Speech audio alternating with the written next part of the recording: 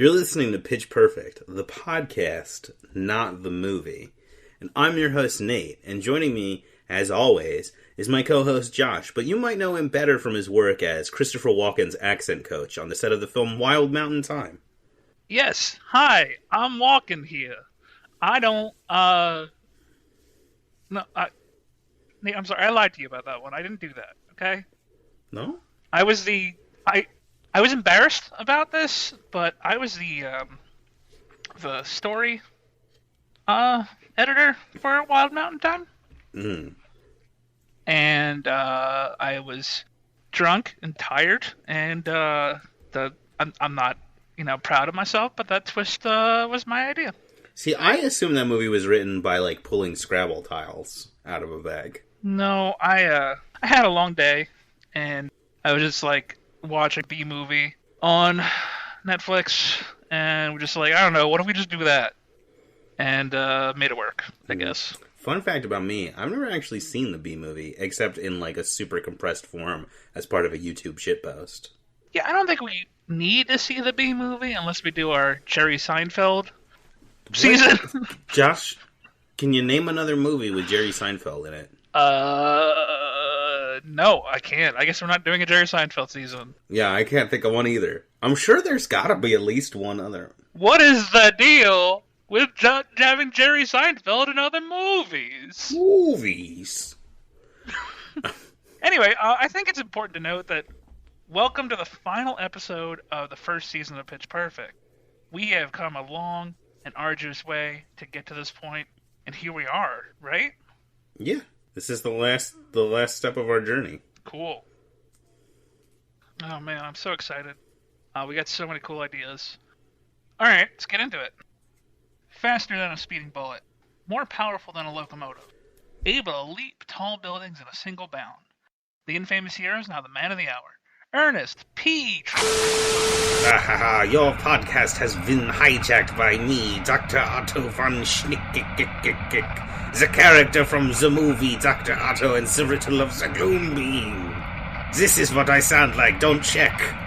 I have dealt with your disrespect for too long. My film is the true origin of the character of Ernest. It is the start, the alpha, and the omega, and yet you have ignored me time and again and wish to rush to the end of your season without watching my film. I'm going to shoot you with some kind of threatening beam and make you watch my movie. Ow! I hate being shot with beams. Oh! No, my brain! Oh my god, Nate, I was so full of enthusiasm and optimism, and now I'm full of dread and my eyes hurt. What just happened? I mean, on a macro level, mostly the last year or so, on a micro level, we got shot with a beam. Oh, yeah. Yeah, I feel like we just watched Dr. Otto and the Riddle of the Gloom Beam. Yep, we watched Dr. Otto Bull's Gloom Along Beam. And, I don't feel good about it. No, me neither. Man, okay. While I recover, maybe you could just give the listeners a little bit of background about this movie. Okay, so this is technically the first cinematic appearance of Ernest. Obviously, as we have discussed many times on this podcast, he had appeared prior in commercials. Does this predate the show? I actually didn't look that up. I will look that up as you talk. The character had been around before. This movie exists basically to be, I think, almost exclusively to be a comedic showcase for Jim Varney. We have, I think, in the past on this show, compared it to an Eddie Murphy movie where he plays multiple characters. That's not entirely accurate here. He's mostly playing one character who wears a lot of disguises. This movie is sort of I would say it kind of is in that same sort of cultural stream that led to something like Mystery Science Theater 3000. It's dudes that watch a lot of B-movies on late night TV, goofed on them, making something that is supposed to feel like how those movies felt to them, where those were unintentional comedies. This is an intentional comedy. I think it's also heavily influenced by Rocky Horror Picture Show. If I may interrupt you real quick, the Hey Vern, It's Ernest children's TV program aired in 1988 when Dr. Otto and the Riddle of the Gloom Beam came out in 1985. Okay. Okay, that makes sense. Because it's notable that you said that that is a children's show. And all the Ernest movies have been children's movies. This is not for kids, as far as I can tell. If this is for kids, then the people who made it are even more deranged than I thought they were.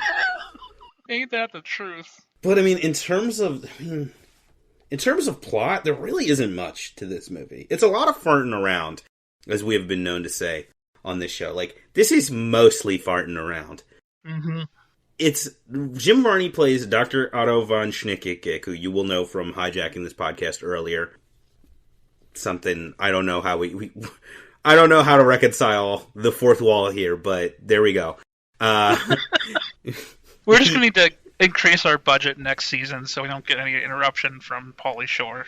Yeah, but he is a supervillain. He's a mad scientist. He sounds pretty much exactly like Ludwig von Drake from like the Disney cartoons, like the German, which is a character whose name I couldn't remember and relearned by Googling German duck scientist. He is mad at the world and threatens it with the titular gloom beam, which is some kind of magnetic ray that fucks up like electronic banking and like credit cards and creates a financial crisis. In response to this, his rival since childhood and failed Senate candidate, Lance Sterling, is dispatched to find him. Oh, also, Dr. Otto leaves a inscrutable and useless riddle that's supposed to point to his identity, I think, which is weird because we know his identity. He's Dr. Otto von Schnickig. Well, whatever. And then Lance Sterling farts around for a while, trying to hunt down Dr. Otto. Dr. Otto continually torments him by wearing they're disguises, but he gets in a machine that turns him into people. He plays an Australian mercenary who can't remember words. He plays a pirate who, I don't think there's really any other bit to the character except that he is a pirate. Aunt Nelda, and a rich guy named Guy Dandy who is rich. And like kind of a douchebag. I guess that's his whole character. Eventually, for no particular reason, Lance Sterling ends up in Dr. Otto's lair. They have a fight. Dr. Otto runs away and briefly disguises himself as Ernest, who is working as a gas station attendant that Lance Sterling and his sidekick run into at the very end of the movie. And that's the movie. That's the whole thing. Yeah, mostly. I will add that characters that you mentioned, Dr. Otto having, pirate is he's like a Captain Ahab character, where his nemesis is the dump, which is just a sentient floating mound of trash that also eats women, I guess. And the other rich dandy dude is like a extra from the taco. It's cover of Putting on the Ritz. Yeah, he has the cane and everything. And yeah. It's, I don't know. He owns a parking garage, I guess? It's very weird. This movie is, the budget was clearly low as hell. Mm-hmm. It looks like crap. This is the worst looking. So we, as with basically all of the Ernest movies in the latter half of this series, we watched it for free on YouTube. Officially, it's like on YouTube Movies. It's not, and this is the worst transfer of the bunch. It's the grainiest, crummiest looking picture of all of them. And, it doesn't look very good. It's kind of unpleasant to look at. But I do like some of the, like, practical effects and stuff where they lean into the kind of cheesiness. There's, like, one part in particular where the gloom beam is being, like, fired. And they have, like, a little miniature set of this, like, skull encrusted mountain, and the beam like thing that's being shot is like clearly someone's hand in like a glove, and it's like moving and pulsating like it's alive and like shooting the beam out of the finger, and like I liked that effect. And so there's a couple things like that throughout the movie, but yeah, otherwise it just kind of looks like a big old pile of poopy. Yeah, let's rate this bad boy. Do you want to start or shall I start? I guess I can start. It sucks. It's formless. There's like the script is really bad. There's like no momentum to the plot. There's like ostensibly the structure of the like riddle that Lance Sterling is supposed to solve, But the joke of his character is that he's dumb, so he never really actually solves it or does anything. He just kind of bumbles around from location to location. A lot of the jokes don't really land. A big part of that is a lot of this movie focuses on the character of Lance Sterling, who the guy playing him is just not very good. Like, the lines aren't great, but he could have done a much better job at delivering them, and he doesn't. Like, the joke of his character is that he's like a parody of like a sexist, old-timey hero. We kept comparing, when we were watching it, we kept comparing him to Zapp Brannigan, but he doesn't play him as over a top enough, so he just is unlikable. And most of the movie's about him, which makes most of the movie kind of annoying to watch. Not a lot happens, and it just kind of stumbles to an end. It's just like a shoddily made movie, I think, overall. Like, there is some sexism, which is like partially satirical, partially not. But yeah, I would say some. Like, I would say more than some, but go on. The thing is, like, yeah, those parts make up like maybe total like a minute of the movie. Like, there's a lot of nothing happening in this movie. That's true. That is true. But even then, like, I don't think, like, there's nothing in this movie that comes as close to as uncomfortable as Hey You. Like, it's mostly just that this is a bad movie that is poorly made. Like, it's not, it's less egregious than some stuff, but it's just, like, not a fun time to watch. So I think I would give it, we'll go 1 out of 5, a 2 out of 10. Like, it's pretty bad, but it's also, like, you know, if I had the power to erase movies from existence, I would not remember to erase this one. And also, if I did, it might affect the future Ernest movies. But, like, yeah, I think it's bad, but ultimately, like, I'm not going to remember this movie, like, 2 days from now. Yeah, I completely agree. It seemed like Jim Varney was having a fun time in the showcase of his talents with all these odd creatures and costumes. I say creatures because he also played the trash monster. Or at least voiced the trash monster. It might have been somebody else in costume. The dump. He voiced the dump. And it feels like this weird, like, James Bond parody that just, you know... I'm glad, again, that this led to, like, Ernest films being more accessible idea that eventually turned out into some really good films and some really shitty films, but mostly remembering the really good films. And this movie itself is just... Don't watch this movie. It's torturous. We mentioned a while ago in our episode about Ernest Rides Again, where you and I weren't really like having like our jokes back and forth of watching this movie. We weren't really having a good time. We were just silently watching this movie together, and it was just ugh. Like, I kept watching the clock the entire time. It's so boring. It's poorly paced. It's poorly edited. Yeah. You mentioned it's a formless mess. That's 100% accurate. And outside of Jim Varney, the acting sucks, especially Lance Sterling's character, who is played by Glenn... No, that's the hand. Glenn P. Tatch, who did the hand. Great job. Good job. Very happy for you. Oh, that was one of the best parts of this movie. Just so people know, Dr. Otto has a human hand on his head that moves independently. It's played by another person standing behind Jim Varney. The entire time. Yeah. It's one of the better visual gags. It's like it feels like a really, really weird version of the like hand thing from Dr. Strangelove. Right, or the hand thing from the Addams Family. It constantly massages Jim Varney's head while he's acting. And I can't imagine that's fucking weird. But, you know, good for him. I mean, he did this whole movie basically with a guy standing behind him, like, inside of his costume. What a strange way to do a performance. But I was going to say, Mike R. Mueller, who played Lance Sterling, I got to call you out. You were terrible. That this was bad. That, like, we spent most of the movie watching you, and you were bad. And, you know, the movie itself just looked dreadful. So, the entire time, real bad. I give it a same score as you, 2 out of 10, 1 out of 5. I think that dude might be the worst actor we've seen in one of these movies. Yeah, he's worse than Professor Mellon. He's even worse than John R. Cherry himself. Yeah. Yes, I agree. I don't think anybody besides Jim Varney who was in this movie went on to really do anything else. No. Well, very briefly, there is a cameo from Bill Burke, or Bill Berge. We've never bothered to figure out how to say that man's name. That's when you and I both clapped immediately. Yeah, we were just like, oh, thank God. Something we can... Oh, no, he's gone. He's in it for like a second. It's like a Stan Lee cameo, but it's Bill Burke.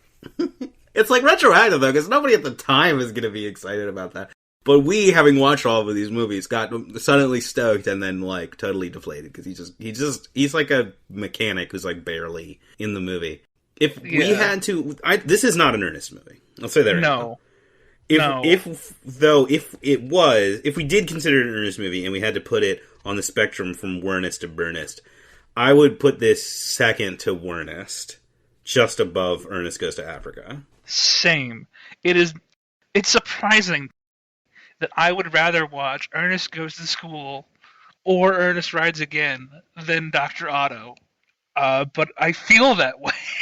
Oh, yeah, I agree. Here's the thing. So I think one of the things that this movie does, the most useful this movie is to us in our mission, is it really just illustrates the power of the character of Ernest. Because watching this, I was like, the people making these movies are not that good. Like, they're not that funny. And they're not that good at writing movies. But the character of Ernest and Jim Varney's performance of him is generally so charming that it does a lot to elevate the movies. And because he has to be the main character of the Ernest movies, it forces them into a shape that is more palatable. Because there are a lot of times where Lance Sterling would have lines where he would essentially do he would either do like some folksy quote wisdom unquote, or he would do the suddenly super confident thing, and it sucked. And I was like, but I can imagine Ernest saying these lines and they're way funnier. And I was like, oh, okay. And so it's like, I think the thing with Ernest Goes to School is very similar to this in tone. And I think like the main thing that makes it more palatable is it's about Ernest mostly. Now, I don't know if there's any truth to this, but it definitely, in our Ernest studies, felt like Monsieur Coke Sam's might have had a little bit of a heavy hand in this movie. Yeah, if we refer to the cherry Coke hypothesis, this one seemed like it was pretty heavy on the Coke and pretty light on the cherry. Seriously. And you made a really good point. You know, if this movie had starred the Ernest character instead of Lance Sterling, even, like, it doesn't even have time in the Ernest movies. He could have been, like, Agent 32, I guess, from Ernest Goes to Africa? Oh, God. But no, he could have, like, just been, like, the opposite hero dude, like a reverse Ernest Goes to Jail, where you want Dr. Otto to win, I guess. I don't know. He's not a really great character either. You didn't really root for anybody in this movie. No, there's, like, no likable characters. Here's there's one moment where Bill Burr shows up, and we got excited. And there's one point where the movie is, like, at its most interminable and boring, where Aunt Nelda shows up, which is, like, very similar to Goes to Africa, where we're suddenly like, oh, God, a breath of fresh air. And it's like, it's not like you're rooting for her. She's not, like, a likable character, but it's like, there's a bit, like, I understand why this character is supposed to be funny. Like, there's something there, but that is, like, the closest the movie gets to giving me someone to root for. Right. And it's like, I'm not rooting for her to win, I'm just rooting for her to stay on screen so we don't have to deal with the other characters. Right. Even the other personalities suck. But we'll get to that in a second. I just wanted to finish my thought. So, like, having Ernest as, like, the opposite character that's fighting against Dr. Otto would have been a lot better. Because it could really, like, take the jokes to the next level. Again, like, the confident Zapp Brannigan, kind of like Bruce Campbell character who can really sell that joke a lot better with his assistant, who in this movie, her name is Doris. She's not much of a character, but, you know, could have made it maybe work a little bit better with a more charming lead. I think this character sucks. I have nothing against the woman playing her or the character as a person, but it's, like, very frustrating. Because all of Doris's whole role is that she's smarter than Lance, and everyone ignores her. So you just have a character that's constantly saying the right thing to do, and nobody ever gets to do it. And she doesn't really, she gets like an off-screen moment of victory, and that's it. And it's like, I think all it ends up doing is just drawing more attention to how bad a character Lance Sterling is.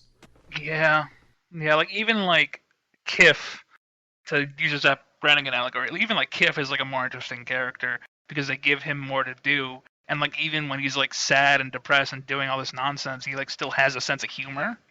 And the character of Doris really doesn't.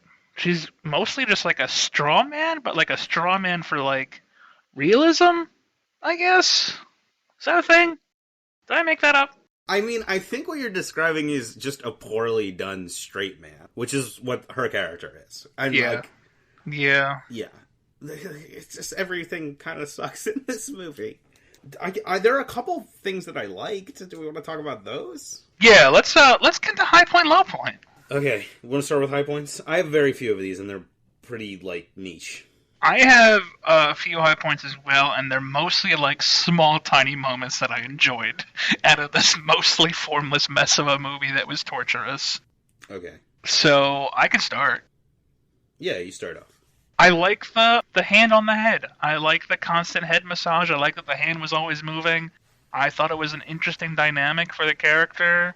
I thought it was funny as hell to imagine them acting that out and just having Jim Varney deal with the idea that a hand was currently massaging his head the entire time. I feel like I couldn't do that, I feel like if I was acting and there was a hand just constantly on my head, I would be so fucking distracted the entire time. So props to Jim Varney, and I enjoyed that. But that's just a small thing. I like this one part where there's a meeting of, I don't know what they're supposed to be, Wall Street guys or the IRS or something. Yeah. And there's two things that I liked in this scene. One is when they're like, the economy's all fucked up. There's just one guy who goes, "Nah." I liked having money.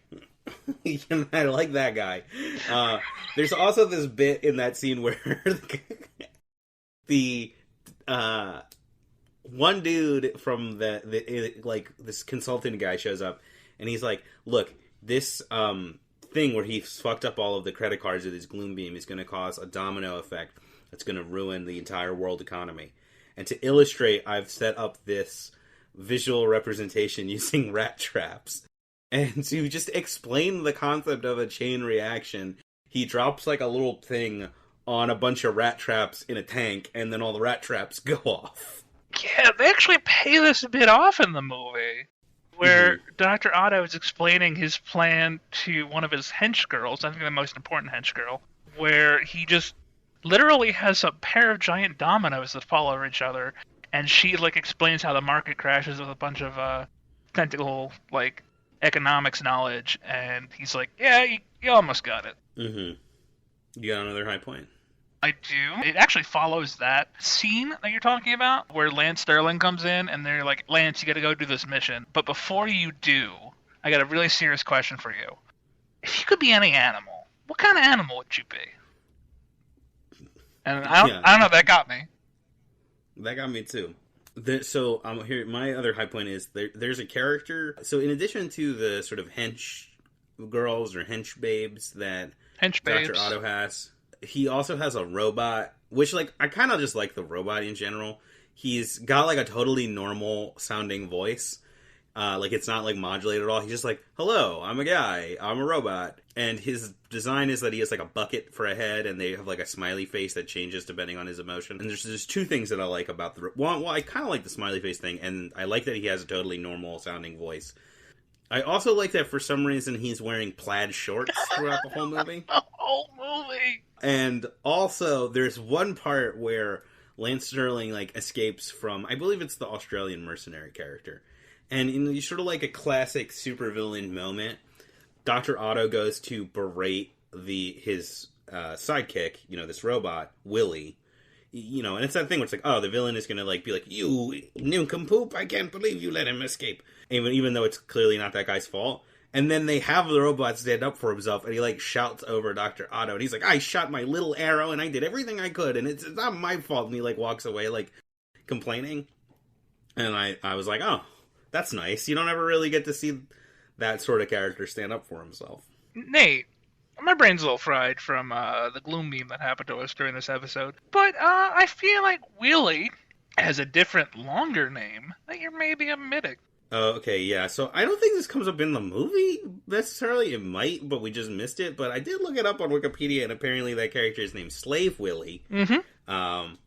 Which is, maybe that's a low point. I don't know. That's bad. Probably shouldn't be named Slave Willie. But yeah. Yeah, why couldn't he just be Willie? I don't know. They mostly just call him Willie. Yeah. Okay. My next high point is another small thing. Apparently, a big part of this movie, because they constantly like spend a huge time of like the plot just going into flashbacks of the childhood rivalry between Dr. Otto and Lance Sterling, whose name was also Rudy at some time. Mm-hmm. And apparently, they were born at the same time, but they were also twins to different families. It's very confusing. But the way they do it is the Clifford kind of way, where not the big red dog Clifford, the other Clifford, the one that no one ever wants to talk about, where Jim Varney as an adult and Lance Sterling's actor as an adult play these characters as kids and also babies, and we see similar to Ernest Goes to School, where they had Ernest stick his head up through a thing where he was pancaked. Ernest sticks his head up through a thing and he's a baby, and it's Ernest Head Baby. And I'm calling him Ernest. I should be saying Jim Varney, but it's Jim Varney Head Baby, and I love it. That was a good visual. I agree. A high point of this movie is the fact that it reminds me of one of the greatest movies of all time, Clifford. Don't watch that movie. No, do watch that movie. It's great. Just do not listen to Jeff. This isn't a bit. I'm not trying to trick you into watching a bad movie. Clifford is great. No, it's not. But it is genuinely. I respect your opinion that you enjoy that movie. Here's a high point that I have. When not Ernest, when Dr. Otto you're doing is it too. It's hard. Yeah, I know. When Dr. Otto is disguised as the pirate, he has a live iguana on his hat. That's it. That's pretty good. I love iguanas. They're underrated lizards. One of my high points, which unfortunately wasn't paid back and should have been, at one point when the pirate Dr. Otto, whose name is, I think, something Jack, right? Jack O'Cochran or something like that? Yeah. Each of these personalities have names. Jack O'Cochran offers that if you tie yourself up to help reel in the dump, you can win a prize. What prize do they have to win? Well, I'm glad you asked, Dr. Otto. The prize they have to win is wonderful freezer. Check out this freezer. And they do win the freezer. And yeah. I thought that was funny, but it just didn't pay off in, like, I enjoy that bit, which is why it's one of my high points, but it just didn't pay off in the way I wanted it to. Because it could have been, like, I don't know, a plot-specific freezer where they just lug it up the mountain and that's how they beat Dr. Otto. I don't know. Or the freezer was the answer to the riddle. They have to lug the freezer around for a little bit and then they just kind of abandon it. So it's like, it's kind of like, I do wish that they had done the bit where they just have, they're inconvenienced by this prize for the rest of the movie. That would have been funny. One of my other high points is also coming out of that scene. I feel like we're giving way more high points than we should for how bad this movie is. Like, please do not take the proliferance of high points to think that this movie is good. But listen to the quality of our high points. Like, we're just talking about little things. Yeah. But so the dump thing, the swamp monster, the dump, the resolution of that thing is that they get tied up and the dump is going to eat them, and it shows up. And it's Jim Varney, like, talking in, again, like a totally normal-sounding voice, voicing this swamp monster. And it turns out it's, like, an old friend of Lance Sterling. And he's like, "Oh, Dump, how you doing, buddy? Oh, we should get lunch sometime. How are the wife and kids?" And, like, that's just it. Like, there's no threat after that point. But that's one of those things which it's the concept of the bit is a lot funnier than the execution. The execution is just like, oh okay, But it is, like, I like the idea of that bit a lot. I think it could have been much funnier. Yeah, also, like, it's implied that the dump killed a hench girl, like, moments before this happened. I don't think it is, though, because I'm pretty sure she's the one that continually shows up. No, that's a different one. It's a different one. Okay. Yeah, she's trapped in the next one. Even that, though, if they'd acknowledged that, they'd be like, oh, they're friends, but also this thing eats people. Like, that also could have been funny, but they don't do anything with that. No. Yeah. Okay, I got, like, a movie can be shitty and, like, look shitty and have shitty acting in it, but still have a good score. And the score in this movie was entertaining and enjoyable. Yeah, the score is good. There's a lot of, like, cheesy synths and drum machines through most of it, especially in the, like, Dr. Otto mad science parts. There's one part where there's a not particularly funny bit where there's, like, one of the hench women is being, like, suspended off of a cliff that is... She's also inexplicably tied to a freestanding door in this part, but they're rushing to save her, and the score is all like guitars and castanets, which was pretty cool. Yeah, I don't know who I didn't look it up, and it didn't show up like immediately on Wikipedia or whatever. But the music in this is like surprisingly good. Mm-hmm. That would have been my last high point if you hadn't taken it. So I don't have any more high points. Well, I need your help with this last high point because I wrote this down, but I actually don't remember the setup. So Okay. help me out a little bit. Why do I have this written down quote? Not the pork. I remember this happening and Yeah. us laughing about it, Yeah, did the gloom beam like but I don't start remember hitting what. hot dog stands or something? I don't understand. It must have been something like that, man. I do remember us laughing about not the pork, but I also don't remember what it was or why it was funny. This is why you shouldn't watch this fucking movie. The high point is just a quote that we can't even figure out where it came from. Oh, cool. That's all our high points. Good job, movie. You want to get the low points, or do you want to pick the highest high point of this movie? Okay, well, I don't know. What do you think is the highest high point of this movie? Oh, God. I have to go with the constant head massage, because it was just, enjoyable to see every time you saw it. I want to choose the Freezer Prize show, but it doesn't get paid off in the way that it should. So, yeah, constant head massage. I'm gonna go with the score. Okay. That was the thing that genuinely gave me the most enjoyment in the movie. Well, here we are at the summit, both of our ideas fighting for their lives. How are we going to decide who wins? I think we should consult with our guest, Wheel Pert. Oh, man, Wheel Pert, welcome. Woo! Glad to have another musical wheel with us. Yeah, that's always nice. I understand that you might be nervous to do a drum roll for this particular guest. Yeah, I wasn't even going to bother because I feel like I'd fuck it up. What say you, Wheel Pert?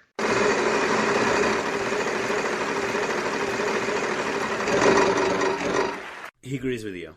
He says it's the hand. Which is weird. Oh. You think he would go with the music one?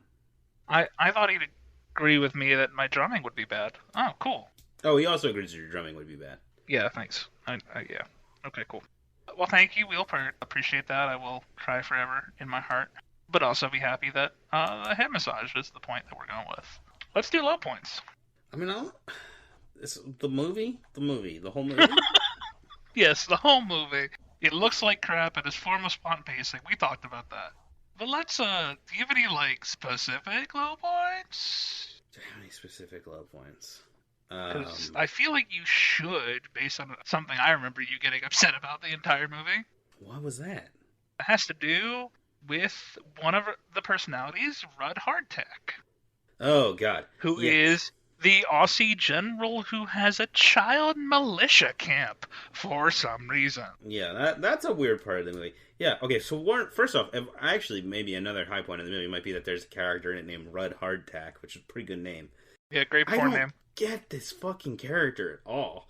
He's an Australian mercenary he's Jim Varney with like a mustache and a hat. And also covered in dirt. Why are all of Jim Varney's characters, with the exception of maybe Aunt Nelda and Ernest in this movie, covered in dirt? I don't know. But this guy's whole bit is, one, he has an Australian accent, and two, he just can't remember what word he's gonna say. And they just keep doing it over and over again. It doesn't ever escalate to anything. It's just, he just will be like, he's like, oh, we've got to do it, we're gonna... And then he pauses, and then the hench woman goes, kill them, or whatever. And they just keep doing that. And it's like every time he goes to say something, he has to stop and have another person fill in a line for him. And it never goes anywhere. And it is completely infuriating. I hate that bit so much.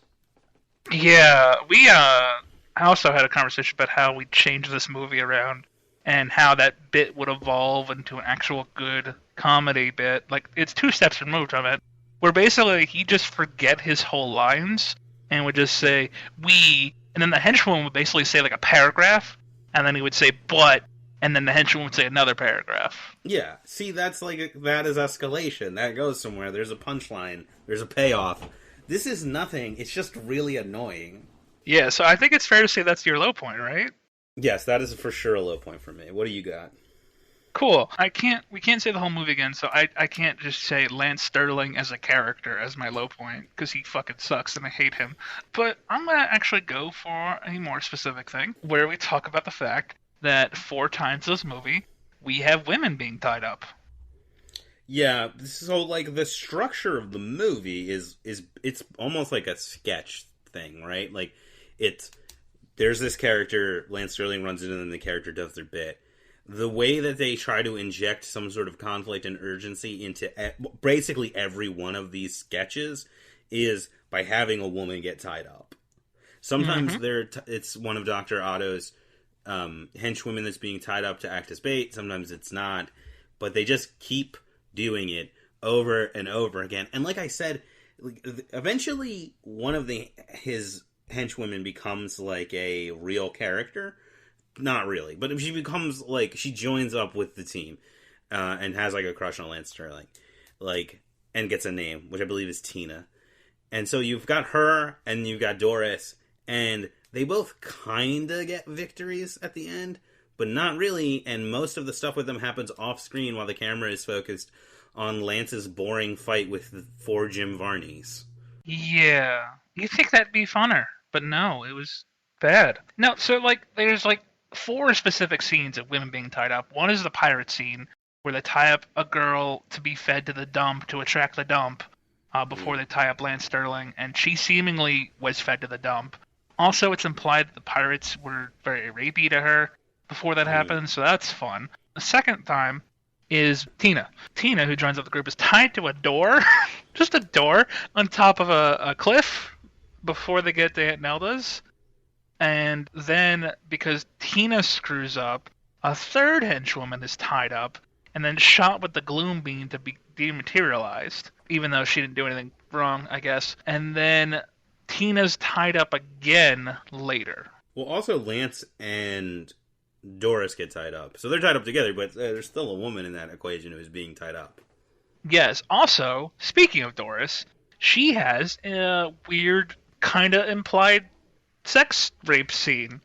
I don't know if you caught this, but during the final fight, assistant versus assistant, she goes off with Willie into a corner that we can't see, and the screams get louder until we can't see either of them. And then she emerges from said corner with her clothes all ripped and tattered and her hair all a mess, and a decapitated Willie bucket. Yeah. I don't know. Maybe we don't necessarily have to read into that, but yeah, I guess it's kind of hard not to. Also, then like immediately afterwards, she's just back in her regular. Well, it's like slightly different, but basically her regular outfit from earlier in the movie. It's like, where did she get a change of clothes inside Dr. Otto's lair? Yeah, I don't know. It's like they basically just ignored the thing they just did. Yeah. Classic Coke Sam's. Anyway, my last low point, it sounds like you don't have any more low points, is that correct? Yeah, I mean, like, again, it's just like the movie. Like, it's hard to think narrows down something specific. The movie where we have your Ernest Goes to Double Ernest and 4 Jim Varneys fighting a dude. I know, it sucks. It made me so sad that they did that and it was bad. My last low point is just a personal thing for me, because I get skeeved out about anything to do with eyes. Mm-hmm. And at Aunt Nelda's, Willie ends up serving a bouillabaisse, which is just basically eye goop soup with eyeballs floating around in it, and I cringed a lot. And my skeleton flew out of my body and into the sun. Mm-hmm. Oh, I got kind of one more low point, which is the riddle. The riddle sucks, and the payoff doesn't make any sense. I have the riddle in front of me. Do you want me to read it? Sure, read it. When the money is scrambled to the very last cent, riots and hatred will soon commence. When all the world's commerce will be put in a bind from the evil that lurks where the sun never shines. It is I, Dr. Otto von Schnick, who has played on you this trick. But who's Dr. Otto, you may well ponder, while all your magnetic cash is squandered. It is he who had an eye and yet couldn't see. It is he who said bouillabaisse when he was a she. It is he who gambled with brains and a gun. It's he who had it all and yet had none. And to stop this horrible Tristan Twick, just exchange the poles of old Saint Nick. And if that doesn't do to save the day, another quarter in and try another play. Yeah, the riddle is completely unnecessary because it's like there's like 4 parts in the riddle where he's like the bouillabaisse thing and the gamble to the brain. Like the solution to those parts of the riddle are just his disguises, which means the answer to who is Dr. Otto is it is Dr. Otto, but also sometimes he wears a disguise. Yeah. Also, just to establish the disguise thing, this isn't like Ernest Scared Stupid, where he's just in multiple costumes. This isn't like Ernest Goes to Jail, where he has to dress up as Aunt Nelda. To become a different character, Dr. Otto jumps into a changing coffin. Yeah, which is basically just like a closet with a window.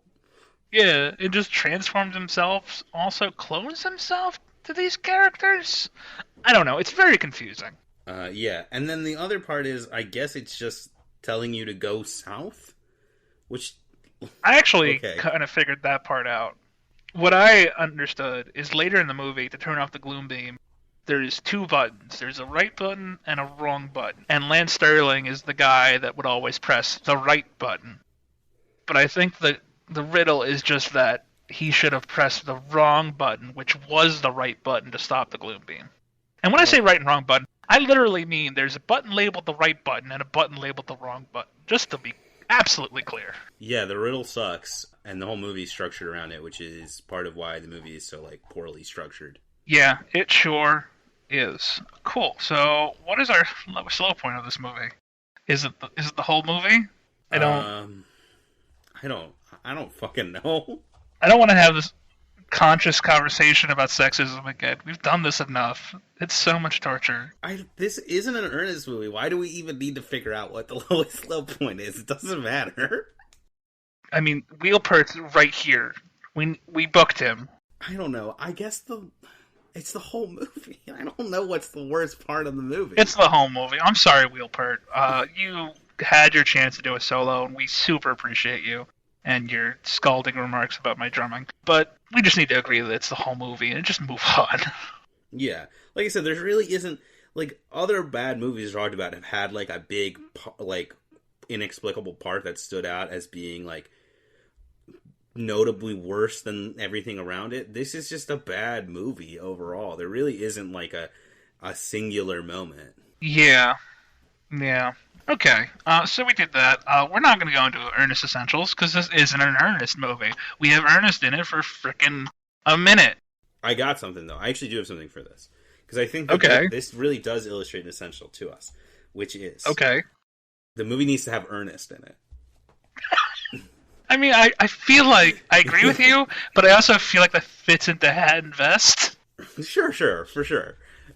That implies the existence of Ernest. Yeah, he has to be wearing it. I want to say this. This is maybe also not a low point, but it is something like that was... I didn't understand. Ernest shows up at the end and doesn't do anything. There's no joke. Like, why? It's just that he's there.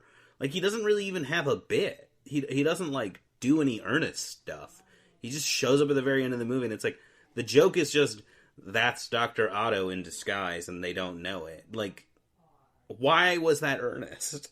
I think it's just, again, to, like, meta put Ernest in the minds of people. Yeah, but it's also like, that's his most famous character, and all they do with him at the end is that he just shows up. Yeah. I guess they were trying to launch these other characters, or Dr. Otto or something, as being, like, another thing for Varney to do. Like, it just made me a little bit sad, where I wonder if, like, this movie came out, and then he was like, I guess I'll just be Ernest. I hope that's not the case. I have a dumb idea. I know you love when I have dumb ideas. Maybe it would have been a lot better. Do you remember when we watched The Mangler together? Specifically The Mangler 2? Yes. With music by Ferocious LaFonk? Yeah, and we made the dumb joke that the Mangler was hanging out with the teens, and then when they're like, oh no, the Mangler, and the Mangler's like, where? What if, instead of Ernest being the agent, he just travels with them as, like, the assistant, or, like, the third helper next to Doris, and, like, he's helping them throughout the entire time, and the twist is he's Dr. Otto the entire time. Would that have been better than just having him be the main agent, you think? I don't know if that would be better, but that definitely would be better than the movie we got, so I can agree with that. Yeah. Well, I don't know. I'm going to have after effects of this friggin' thing hampering my brain. I mean, maybe I'll forget about it, but I definitely feel like I'll forever now have a fetish for steampunk girls, especially with a tube going from one boob over their shoulders. Did she also have like a ninja star on her head? Yes, it was great. One of them has just the top part from a rubber spatula on their forehead throughout like the entire movie, and that was really distracting to me because I was like, that's a spatula. I mean, part of Willie's costume is that he had a colander on his head, too. Yeah. Classic robot design, though. True. Very true. I see a colander and I just think that's part of a robot. Yeah, I washed my grapes in a robot head. I love it. It's a great song. So, are we doing anything else with this film? No, I think we're done here. I think we are done here. If only the answer to the riddle was Mr. Potato Head. And we could just move on. Yeah, if only. Okay, cool. So, join us next week where we will actually have our episode and soundproof our communication system where we can do our final pitch of an Ernest movie and really nail all that stuff out there. Right, Nate? Yes, I can assure you that no scientists, fictional or otherwise, will encroach upon our recording next week. Okay, well, from all of us here at Pitch Perfect Podcast, Nate, myself, and Wheelpert, until next time, remember, there's right and wrong in the universe, and the distinction is not hard to make. You know what I mean? All of you, Vern. But now you gotta move, Vern!